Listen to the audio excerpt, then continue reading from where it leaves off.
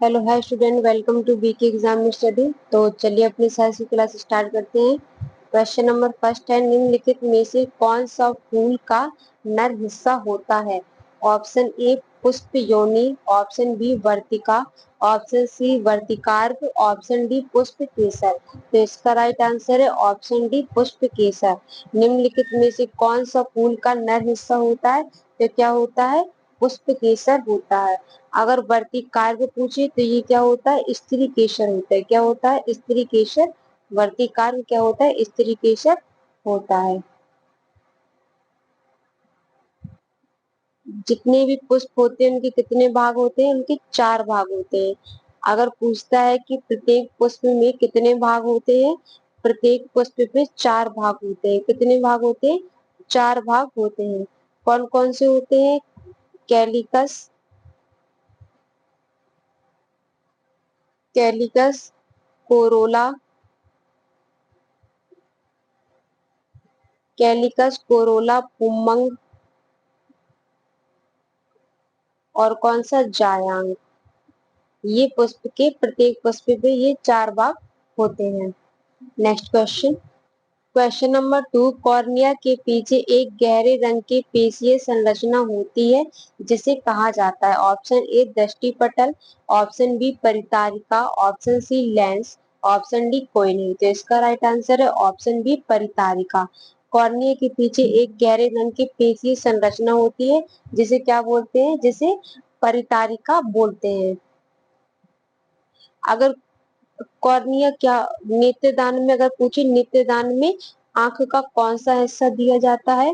नेत्रदान में कौन सा हिस्सा दिया जाता है? तो कॉर्निया हिस्सा नेत्रदान में दिया जाता है। कौन सा हिस्सा दिया जाता है? नेत्रदान में कॉर्निया हिस्सा दिया जाता है। Next question. क्वेश्चन नंबर 3, भूकंप के दौरान कंपन को मापने के लिए किस यंत्र का उपयोग किया जाता है? ये क्वेश्चन यूपी पुलिस में बहुत बार पूछा गया और हम आपको क्वेश्चन 3-4 बार कम से कम करा चुके हैं। ऑप्शन ए रिएक्टर मापक्रम, option B seismograph, option C hygrometer, option D इनमें से कोई नहीं। तो इसका राइट आंसर है ऑप्शन बी सिस्मोग्राफ। भूकंप के दौरान कंपन को मापने के लिए किस यंत्र का उपयोग किया जाता है? तो सिस्मोग्राफ का किया जाता है। भूकंप के दौरान कंपन को मापने के लिए सिस्मोग्राफ का प्रयोग किया जाता है। और भूकंप की तीव्रता मापने के लिए किसका प्रयोग किया जाता है? तो ये रिएक्टर स्केल का प्रयोग किया जाता है। किसका प्रयोग किया जाता है? रिएक्टर स्केल का प्रयोग भूकंप की तीव्रता मापने के लिए किया जाता है। किस लिए किया जाता है? भूकंप की तीव्रता मापने के लिए रिएक्टर स्केल का प्रयोग किया जाता है। Next question. क्वेश्चन नंबर 4, निम्न में से कौन सा विटामिन सी का सर्वाधिक प्रचुर स्रोत है?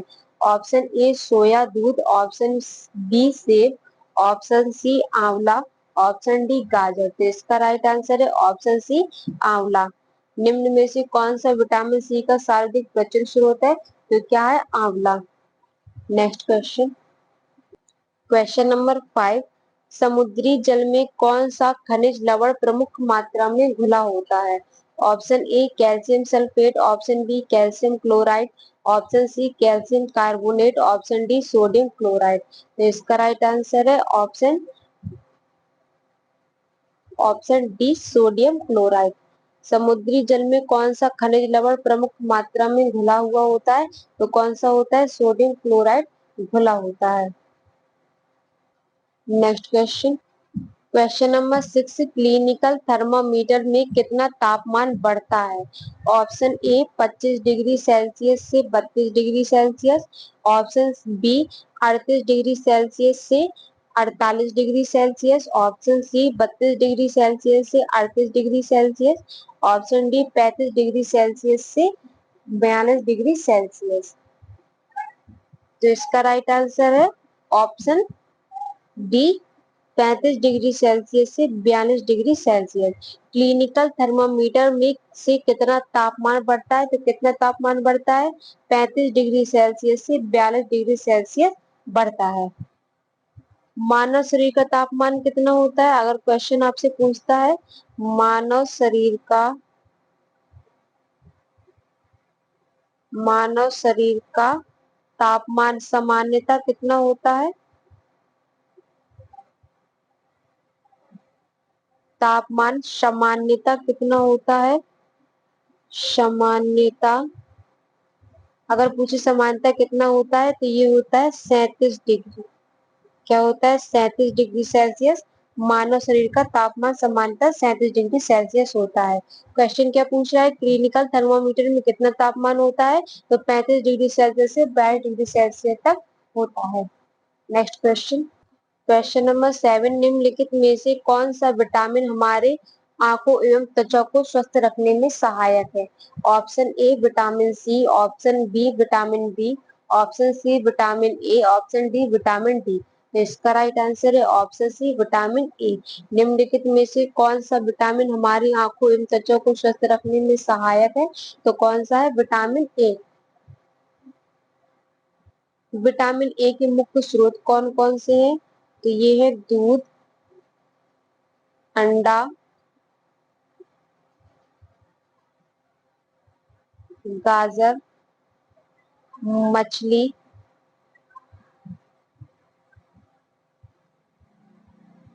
यकृत, तेल,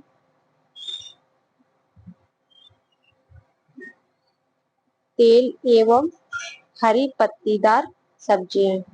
क्या? हरी पत्तीदार सब्जियां। ये सभी विटामिन ए के स्रोत हैं।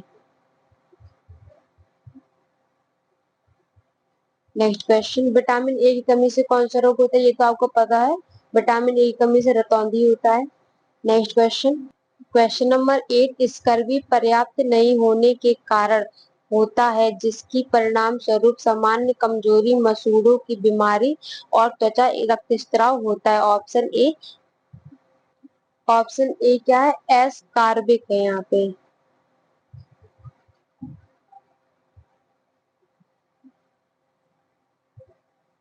एस कार्बिक अम्ल। Option A, sorry, option B thiamine, option C cyanocobalamin, option D niacin. इसका राइट आंसर है ऑप्शन ए, एस कार्बिक अम्ल। स्कर्वी पर्याप्त एस कार्बिक अम्ल नहीं होने के कारण होता है जिसकी परिणाम स्वरूप सामान्य कमजोरी, मसूड़ों की बीमारी और त्वचा रक्तस्राव होता है। तो आज की क्लास यही खत्म होती है।